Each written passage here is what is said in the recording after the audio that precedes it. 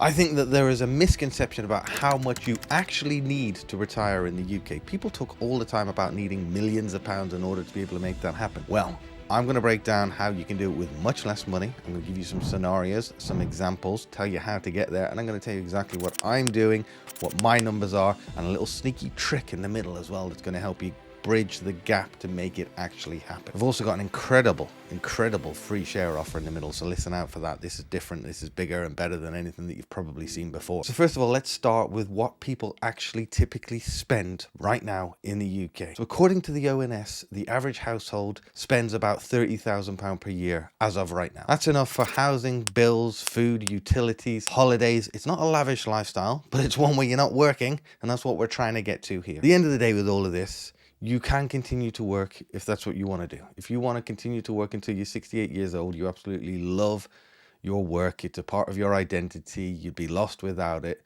that's absolutely fine. Now, this can be applicable for that scenario as well, but this method, this approach is actually potentially going to allow you to retire much early, depending upon your circumstances. So if you want to knock 10 years off, if you want to knock 15 years off, obviously the younger you are, the more compounding is going to allow you to do this, but these things are possible. Look, all of the data here, the breakdown as it is at the moment: household, housing and bills make up around 40% of that £30,000 per year. Food and drink, another 15 to 20%. Travel, leisure and holidays fill the rest. The probability is that when you do reach retirement, you are not going to continue to invest. So anything that you're putting into investing right now, that's going to become free because it's going to be part of your portfolio, and rather than putting in, you're going to be taking out. So let's really quickly in the first instance translate what that works out into a stock portfolio. So in order to get to that £30,000 as per the ONS, you're going to need a £600,000 portfolio, which will allow you to take out 5% per year. Now, we know the Trinity study. The Trinity study says that the safest withdrawal rate is around 4%. If you take out 4% from your portfolio, historically, that has typically meant that you'll never run out of money. And in reality, some circumstances, your pot will actually grow. And by the time you come to pass on, you're actually going to have a decent wedge to leave to your kids. Now, if you don't want to do any of that, you can take out slightly more, you can take out slightly less, but using the 4% rule, so a bit more cautious, in order to get to that £30,000 per year, you're going to need a pot of £750,000. Now, it is a lot of money, right? Not getting away from that. Most of us don't have that. I don't have that. If I did, you wouldn't be watching this video right now because I'd be in the garden. But it absolutely is not millions. Right, I was listening to a podcast the other day, one of my favorite finance podcasts in the UK actually, and they were talking about the fact that you need a minimum of 2 million quid. With 2 million quid, a 5% withdrawal rate is going to be £100,000 per year. Now, I don't know many people that after tax, one, take home £100,000 a year right now, and two, spend £100,000 a year. That's £2,000 a week. So how can we actually get there? Let's have a look at a couple of scenarios, and we're going to go over compounding because it is the eighth wonder of the world, as we all know, the most powerful tool in our arsenal. Still get a lot of comments of people that don't fully understand it. Very quickly, all it is growth on growth. You put £1,000 in, you make 10% on that, you're going to end up with £1,100. But the next year, you're going to get the 10% on the 1,000, but you're also going to get the 10% on the 100 that you put in. Now you're going to get £110 in interest, and that just snowballs. It grows, it blows up, and the longer you do it, the more likelihood actually that compounding overtakes any of the deposit that you put into the market. So right now, Warren Buffett, for example, he's been doing it for 60, 70 years. His dividends, his compounding is much greater than anything that he puts in now. So let's use some conservative numbers. If you're fortunate enough to be in a position where you're 25, I envy you, fair play to you, wish I was.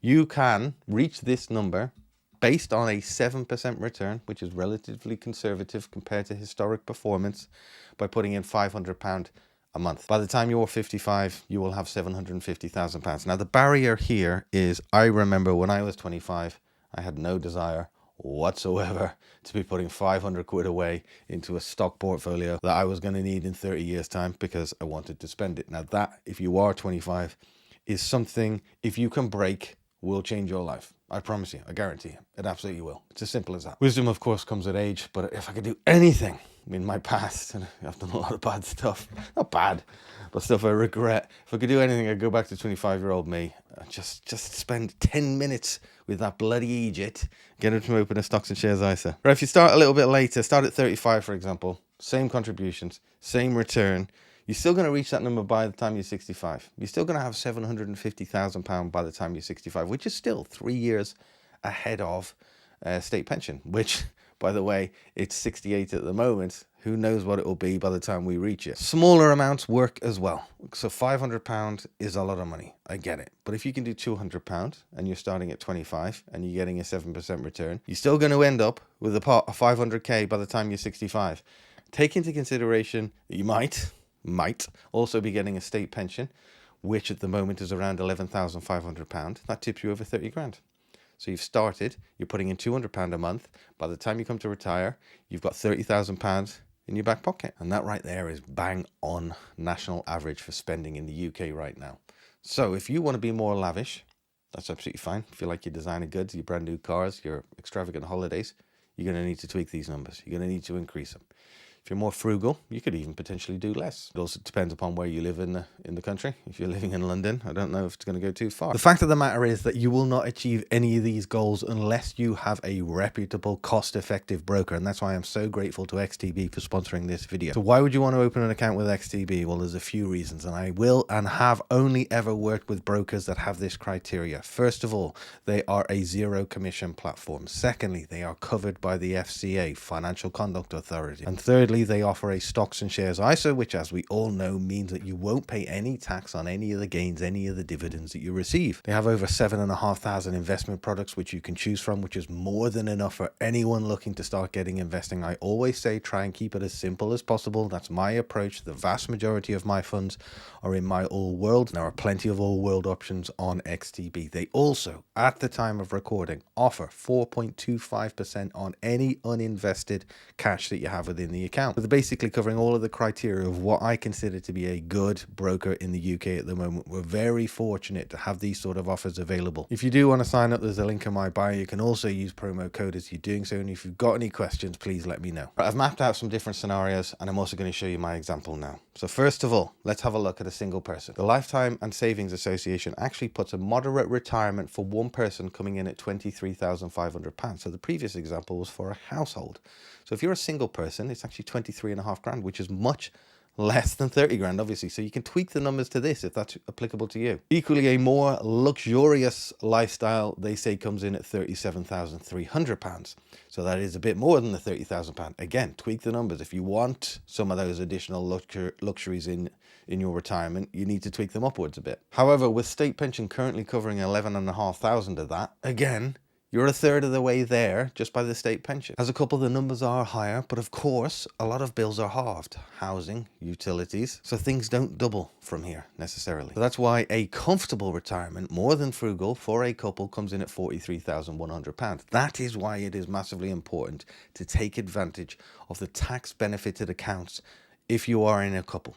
Right, there's a lot of scenarios that exist in the UK right now where the man absolutely smashes it and the woman somewhat gets left behind. Now, anything can happen in a relationship, but at the end of the day, if something does happen, whatever is in there is going to get split equally anyway. So it makes sense to split it from the off, putting in and maximizing those tax advantages, stocks and shares, ISAs, pensions, we'll come on to in a bit. Ensure you're making the most amount of money you possibly can. And if you want to achieve early retirement, here's a little hack for you. Like I mentioned at the beginning, this is exactly what I'm doing. You can use something called the ISA Bridge, right? It's a fantastic tool.